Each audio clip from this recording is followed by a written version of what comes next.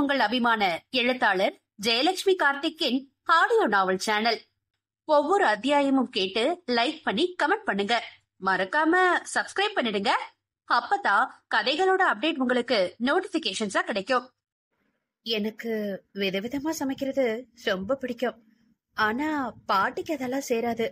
எனக்கு வேற வேற நாட்டோட சமையல் எல்லாம் கத்துக்கணும்னு ரொம்ப ஆசை.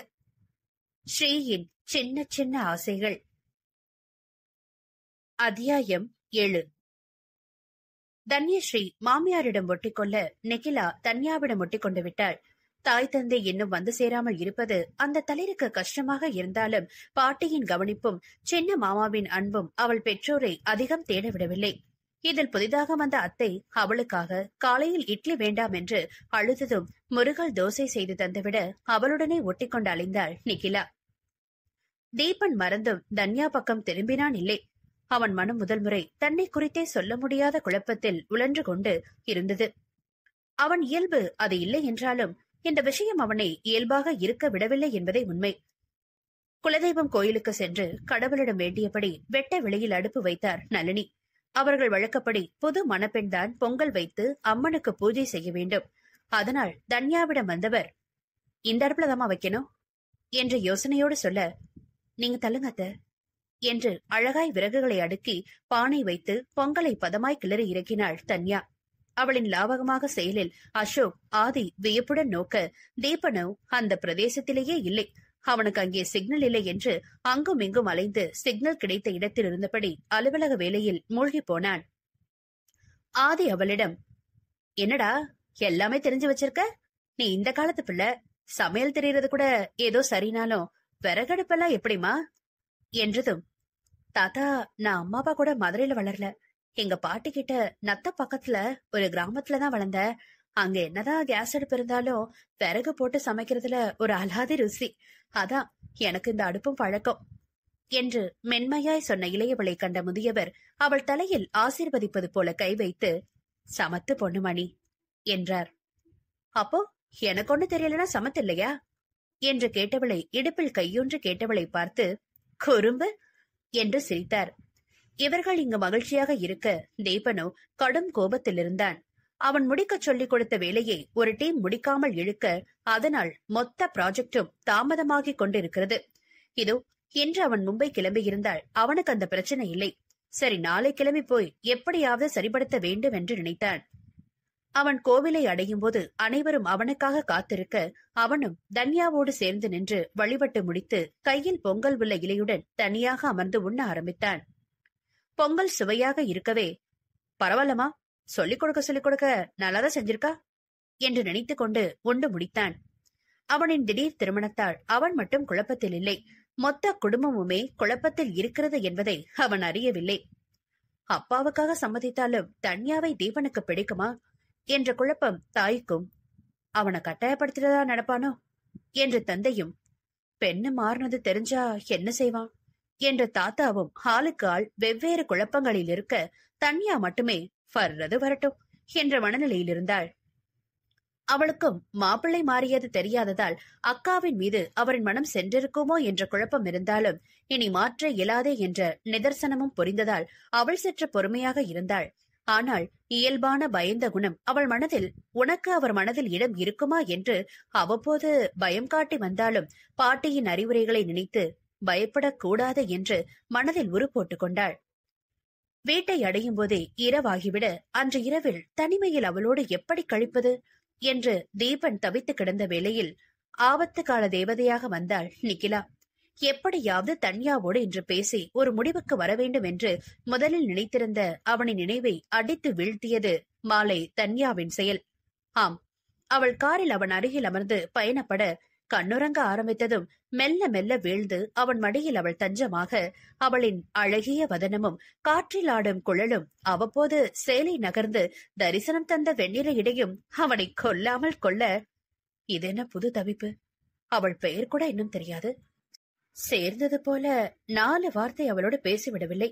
ஆனால் இவளிடம் ஏதோ ஈர்க்கிறது என்றால் அவள் அழகுதானே. நான் என்ன 10 வயது பையனா என்று தன்னையே அவன் வசைமாறி பொழிந்து கொள்ள, ஒருமைப்பட்டவள் மேல் ஆசை வருவது இயல்பு என்று ஏனோ அவனால் நினைக்க முடியவில்லை. மனதோடு மனம் சேராமல் இதென்ன விலங்கின போல மேனியை கண்டு மயங்குவதா? அதுதான் ஆண்மைக்கு இழுக்கு என்றே அவன் மனம் இடித்துரைக்க அப்போதே அவளை விட்டு தள்ளி இருக்க வேண்டும் என்ற முடிவை எடுத்து விட்டான். அவனுக்கு இன்னும் யோசிக்க கால அவகாசம் தேவைப்பட்டது. ஒரு வாரம் அதற்கு ஏதுவாக நிக்கிலா அவன் அறைக்கு வர கொஞ்சம் விளையாடி அவளை தூங்க வைத்தவன் தனக்கு அருகில் அவளை படுக்க வைத்துக் கொண்டு இரவில் தன்யா அறைக்கு வரும் முன் அவனும் படுத்து விட்டான். ஆனாலும் மனம் அடங்காமல் அவள் வந்தாளா என்றே வாயிலை பார்க்க கண்ணுக்கு கட்டளை பிறப்பித்துக் கொண்டே இருந்தது. அவளும் உள்ளே வந்தாள். அவன் உறங்குவதையும் நிக்கிலாவின் பால் முகத்தையும் பார்த்தவள் அழகாய் புன்னகை ஒன்றை சிந்துவிட்டு வாயிலில் நின்ற மாமியாரிடம், 2 பேரும் அழகா தூங்குறாங்க அத்தை, எழுப்ப வேண்டாமே பாவம் என்று மூக்கை சுருக்கி அவள் கேட்க, இல்லம்மா என்று நளினி தயங்கியதும், இருக்கட்டுத்த என்று அவளும் சிரித்த முகமாக சொல்ல நளினி வந்த வழி கிளம்பினார். அவர் போனதும் கதவை ஒருக்கழித்து சாற்றிவிட்டு நிக்கிலாவுக்கு அருகில் படுத்துக் கொண்டாள் தன்யா. அடுத்த 10 நிமிடத்தில் அவள் உறங்கி போக தீபன் தான் தூக்கம் வராமல் திண்டாடினான். அவன் மனதில் திருமணம் பற்றிய கனவுகள் இல்லாத போது, காதல் எண்ணமே மலராத போது, இதென்ன இவளை அணைக்க துடிக்கும் அவள், இதற்கு பெயர் என்ன என்று அவனுக்குள் பட்டிமன்றமே நடைபெற்றுக் கொண்டிருந்தது. தன்யா நிம்மதியாக உறங்கியவள் நிக்கிலா வேகமாக அவள் மீது காலை போட்டதும் தூக்கம் கலைந்து அவளை கண்டாள். நிக்கிலா வாகாக அவள் மேல் காலை போட்டுக்கொண்டு கை வளைவில் முகம் பதித்து தூங்க அவளை ஆசையாய் பார்த்து அவள் பட்டு கன்னத்தில் முத்தம் வைத்தாள். அவள் முத்தமிட்ட ஓசை தீபனின் செவியை தீண்ட கண்மூடி படுத்திருந்தவன் தலை தூக்கி தன் மனையாளை ஏறிட்டான். அவளோ தீபனை பார்க்காமல் நிக்கிலாவின் முன் உச்சி முடியை கோதி, அழகி, என்னோட இப்படி ஒட்டிக்கிட்ட? நாளைக்கு உன் அம்மா வந்து கூட்டிட்டு போயிட்டா நீ டாட்டா கட்டிட்டு போயிடுவ. நான் என்ன பண்ணுவேன்?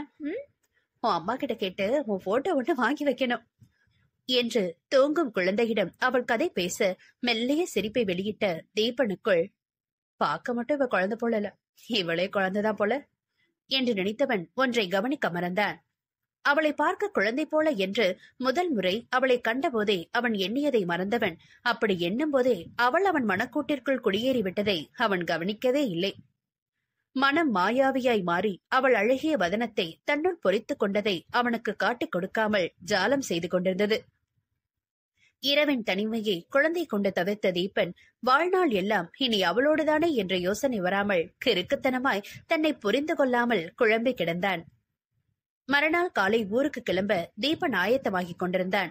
நளினி தன்யாவிடம் தன் மகனின் குண நலன்களை விலக்கி பார்த்து கவனமாக இருக்குமாறு மருமகளுக்கு அறிவுரையும் வழங்கிக் கொண்டிருந்தார். ஆனால் மணமகன் மாறிய விஷயத்தை அவருக்கும் மருமகளிடம் சொல்ல வேண்டும் என்று தோன்றாமல் போனதுதான் விந்தை. தன்யாவுக்கு ஹிந்தி தெரியுமா என்று கேட்ட ஆதியிடம் அவள் உதடு பிதுக்கி தெரியாது என்று தலையாட்ட ஓரிரு வார்த்தைகள் அவளுக்கு வெளியே சென்றால் உதவும் வண்ணம் கற்றுக் கொடுத்தார் அவர். அதிகம் இல்லாவிட்டாலும் இது வேண்டும், இது வேண்டாம், இதன் பெயர் என்ன, எப்படி செல்ல வேண்டும், அதுபோன்ற மிக அத்தியாவசியமான வார்த்தைகளை கற்றுக் கொடுத்தவர் கையோடு சின்ன கையேடு ஒன்றையும் கொடுத்தார். தாத்தாவின் பிரியத்தை உணர்ந்திருந்த தன்யா அவரின் தோளில் சாய்ந்து, பிறந்ததுல இருந்து எனக்கு தாத்தா பாசம் மட்டும் தெரியவே தெரியாது. ஆனா இந்த 2 நாளா நான் ரொம்ப சந்தோஷமா அதை உங்ககிட்ட அனுபவிக்கிறேன் தாத்தா. அதனால முடியும் போது நீங்க அங்க வந்து என் கூட இருக்கணும். நானும் அவர்கிட்ட கேட்டு முடியும் போது இங்க உங்க கூட வந்து தங்கிக்கிறேன் என்று மகிழ்ச்சியாய் விடைபெற தயாரானாள் தன்யஸ்ரீ. தீபன் அவளை மும்பை அழைத்து செல்லலாமா வேண்டாமா என்று குழம்பிக் கொண்டே இருந்தான். அவனுக்கு தன்னை பற்றிய தெளிவில்லாமல் அவர்கள் இருவருக்குமான உறவை ஆரம்பிக்க தயக்கமாயிருந்தது. தந்தைக்காய் திருமணம் செய்துவிட்டாலும் அந்த பெண்ணின் மனதில் ஒருவேளை தன் அண்ணனை நினைத்து எண்ணங்கள் இருந்தால் இந்த வாழ்வை எப்படி சுமூகமாக தொடர்வது என்ற குழப்பமும் புரிதல் இல்லாமல் தன்யாவை பற்றி என்ன முடிவெடுப்பது என்று தெரியாமல் திகைத்தான். தன் தாயாரிடம், அம்மா, இப்ப நான் மட்டும் ஊருக்கு போகவா, அப்புறமா அந்த பொண்ணை கூட்டிட்டு போறேனேமா என்று மெதுவாக கேட்டதும் நளினியின் முகம் மாறிவிட்டது. தீபன், இது விளையாடுற விஷயம் இல்ல. உனக்கு கல்யாணம் ஆயிடுச்சு. உன் மனைவி உன் கூட தான் இருக்கணும்.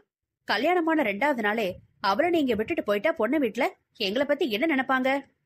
யாரோவா இருந்தாலே தப்பா படும். இதுல உன் மாமனார் அப்பாவோட பால்ய நண்பர். அப்ப இது எவ்வளவு சென்சிட்டிவ்னு நீ புரிஞ்சுக்கத்தான் வேணும். பார்த்து நடந்துக்கோ தீபன் என்று பொறுமை பாதையும் கண்டிப்பு மீதியுமாக சொல்லி முடித்தார். நிக்கிலாவுடன் விளையாடி கொண்டிருந்த அவன் மனைவியை பார்த்து கொண்டே அம்மாவிடம், சரிம்மா, சாரி, அவளுக்கு அங்க உடனே அடாப்ட் ஆகுமான்னு தெரியாம தான் கேட்டேன். வேற ஒண்ணும் இல்ல. கிளம்ப சொல்றீங்களா? இன்னும் 1 மணி நேரத்துல கிளம்பினாதான் சரியா இருக்கும் என்று அவன் சொல்லிவிட்டு தன் அறைக்கு சென்றான். இவன் என்ன இன்னும் அவ கூட சரியா பேசலையா? கடவுளே, அவங்களுக்குள்ள எந்த பிரச்சனையும் வராம நல்லபடியா வாழ வைப்பா என்று வேண்டியபடி தன்யாவை கிளம்பச் சொன்னார் நளினி.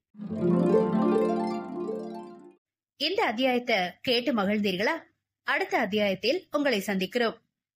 மறக்காம உங்களைப் போலவே கதை கேட்க விரும்பும் வாசகருக்கு வீடியோவை ஷேர் பண்ணுங்க.